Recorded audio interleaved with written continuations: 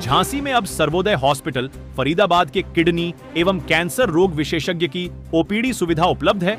झांसी के एक स्थानीय होटल में प्रेस कॉन्फ्रेंस का आयोजन किया गया।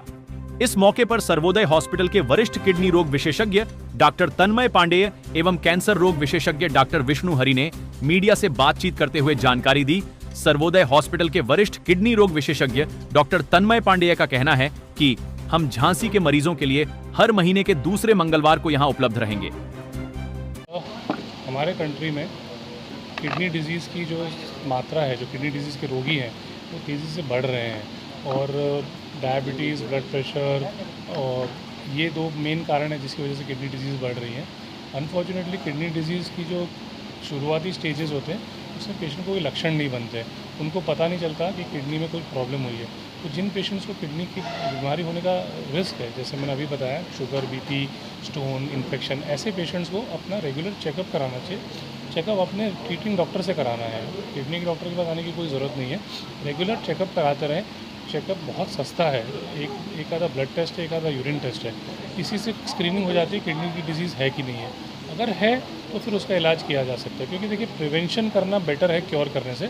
और किडनी डिजीज़ जब बहुत आगे बढ़ जाती है तब जाके फिर हमें डायलिसिस और किडनी ट्रांसप्लांट जैसे ऑप्शंस अपनाने पड़ते हैं। और जब इनकी चॉइस आती है तो जिन पेशेंट्स के पास पॉसिबिलिटी है उनको हम सजेस्ट करते हैं किडनी ट्रांसप्लांट के लिए एज़ कम्पेयर टू डायलिसिस, क्योंकि किडनी ट्रांसप्लांट से क्वालिटी ऑफ लाइफ और क्वांटिटी ऑफ लाइफ, ये दोनों चीज़ों में बढ़ोतरी होती है।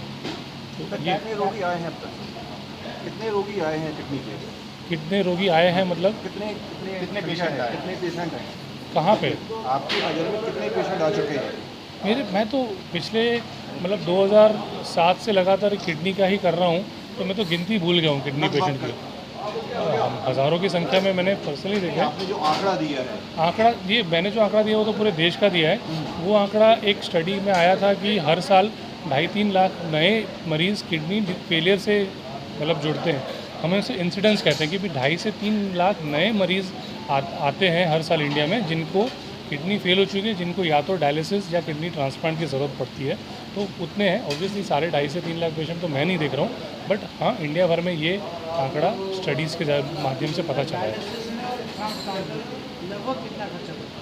डायलिसिस बहुत वेरिएबल है, सेंटर टू सेंटर फ़र्क पड़ता है। कहीं पे 1000 रुपये से लेके कहीं 3000 रुपये तक का पर डायलिसिस का सेशन पड़ता है, और उसके साथ साथ कुछ दवाइयाँ, रेगुलर टेस्टिंग वगैरह भी होता है। तो ये जो महीने का खर्चा है वो 20-30 हज़ार से लेके 60-70 हज़ार तक जाता है डायलिसिस का खर्चा। और किडनी ट्रांसप्लांट का अमूमन जहाँ पे मैं प्रैक्टिस करता हूँ दिल्ली NCR में, वहाँ पे 4-4.5 लाख रुपए का ट्रांसप्लांट का ऑपरेशन का पैकेज होता है। और जो आसपास का खर्चा है, जो टेस्टिंग वगैरह का, मेडिसिन का, उन सबको मिला के जनरली 6.5 लाख से 6 लाख का खर्चा में ट्रांसप्लांट हो जाता है। बिल्कुल नहीं, किडनी अरेंज सिर्फ पेशेंट का रिलेटिव कर सकता है। किडनी के जो रिश्तेदार हैं, पेशेंट के जो रिश्तेदार हैं, वो किडनी दे सकते हैं। और ये जो transplantation of human organs act जो है, उसके तहत ये रेगुलेटेड है।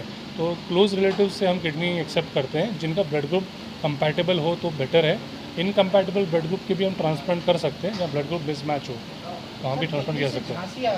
जी,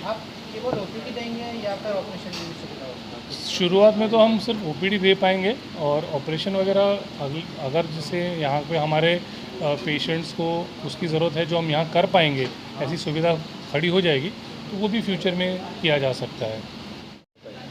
तो हमें पता है कि कैंसर का इंसिडेंट सारी दुनिया में बढ़ रहा है, इंडिया में भी स्थिति व्यत्यस्त नहीं है।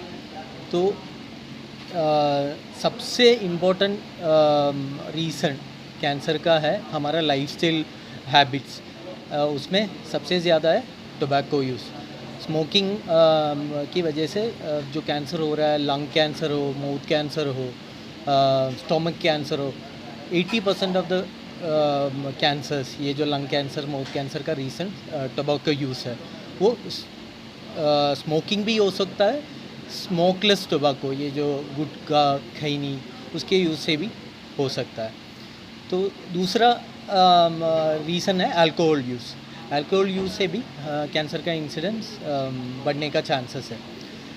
तीसरा है लैक ऑफ फिजिकल एक्टिविटी, जो एक्सरसाइज नहीं करने की वजह से भी कैंसर का इंसिडेंस बढ़ सकता है। फोर्थ रीज़न इज़ ओबिसिटी, यानी कि ओवरवेट। तो अभी एस्टिमेट के हिसाब से 2030 तक ये जो ओबिसिटी टोबैको को ओवरटेक करेगा as the most common cause of cancer. So ये चारों हमारा लाइफस्टाइल प्रॉब्लम्स है। दूसरा कॉज है एनवायरमेंटल फैक्टर्स, यानी कि एयर पोल्यूशन हो, वाटर पोल्यूशन हो। तीसरा है इन्फेक्शंस। ये एक इन्फेक्शन है, वायरस इन्फेक्शन, नाम है HPV, human papilloma virus infection. उसकी वजह से बच्चेदानी की मुंह की कैंसर, मतलब सर्वाइकल कैंसर। सर्वाइकल कैंसर का सबसे कॉमन कॉज ये ह्यूमन पैपिलोमा वायरस है। वो इंडिया का तीसरी सबसे कॉमन कैंसर है। वो वायरस हम आसानी से प्रिवेंट कर सकते हैं। उसके खिलाफ अभी एक नया वैक्सीन आया है। 14 इयर्स के कम